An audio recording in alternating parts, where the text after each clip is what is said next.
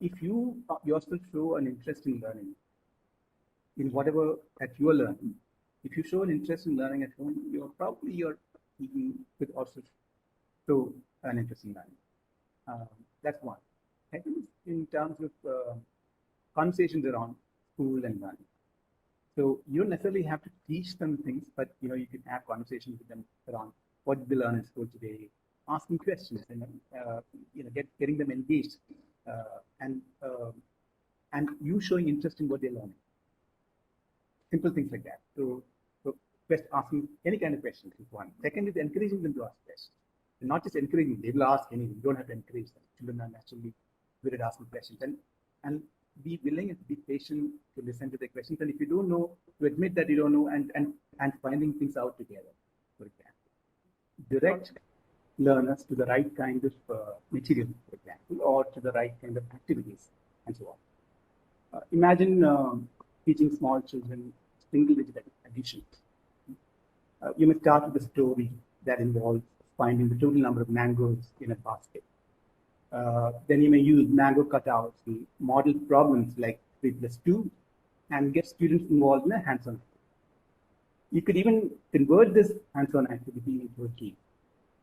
In the next class, you would remind them of what they learned and then introduce the concept of number line.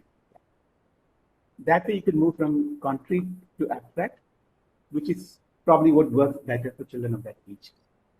So thinking about this whole experience and designing a plan and strategies for it is what learning design is all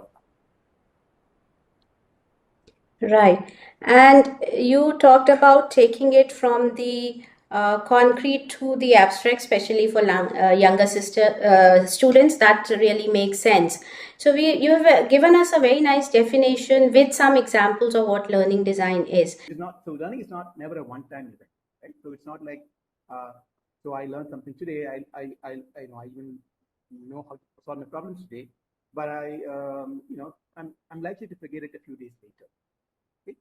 So we bring this thing called the spacing over there. So there is something called the spaced repetition or spaced practice.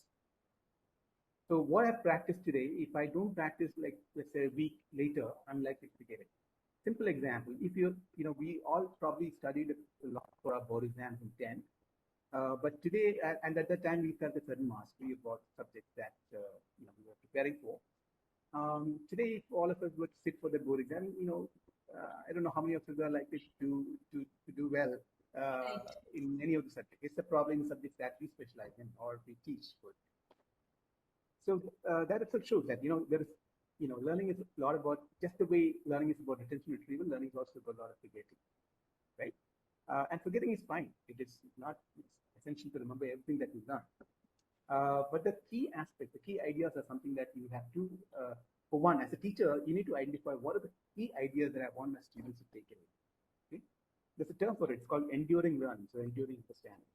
Okay?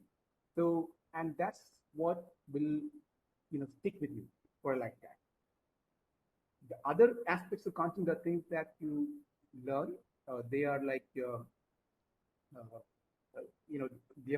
they're part of the strategy that takes us to the destination. So content knowledge is critical, but not all content knowledge may be equally critical to you later in life. But there are certain big ideas in the content that you are learning. If you show an interest in learning at home, you're with also show an interest in learning. That's one. Second, in terms of conversations around school and learning. So you don't necessarily have to teach them things, but you can have conversations with them around what did they learn in school today, asking questions, and getting them engaged, and you showing interest in what they're learning. Simple things like that. So just asking any kind of questions is one. Second is encouraging them to ask questions. And not just encouraging, they will ask anything. You don't have to encourage them. Children are naturally good at asking questions. And be willing and be patient to listen to their questions. And if you don't know, to admit that you don't know and finding things out together, for example. They're all, probably good ways for you to engage with children in the process of it. So it's more about, being engaged with their learning process rather than trying to be a teacher. Right. Right. Yeah, that's a important aspect, and that would also, like, for me as a parent, there are multiple ways of doing of helping the child do the homework. So one is that you are just answering the question which is there, Yeah. which will help the child develop what you called as a textual knowledge.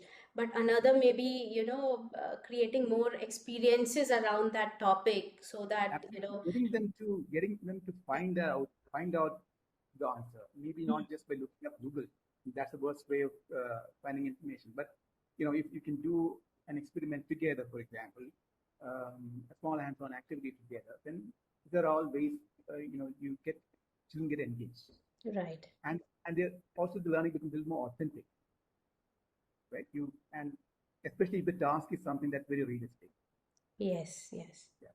So that may also go into what you said, lived memory, when you have experienced those things, right? So, you shared all these concepts, and, I'm already trying to imbibe them into, my vocabulary so that we can continue to practice with our children and students. And uh, like you said, just accessing Google, finding out the answer is not really, the right way. It may be a starting point, but then it has to be followed by multiple experiences, experimentation. So if you just search Google and find the answer, there is no learning there. You Mm. just got the information, Yes. and you're just going to copy that information, put it into your worksheet or wherever. But for you to learn, you need to engage with concepts. And how do you engage with concepts? It could be even a conversation is a good way to engage with the concept. Doing an activity is another way to engage. But the thing is, when we talk about what we refer to as active learning, it all means the child or the learner is cognitively engaged in the process. He or she is thinking about what I'm learning, asking why questions. Why is it important?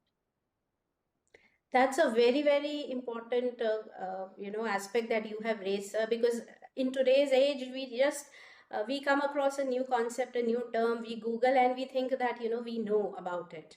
But until and unless we are really engaged, we go to in depth, we experience it, it is not really learning. So that's a very key point that, thanks for bringing that out, because we all think we are experts in everything because we always have Google, we can refer to that.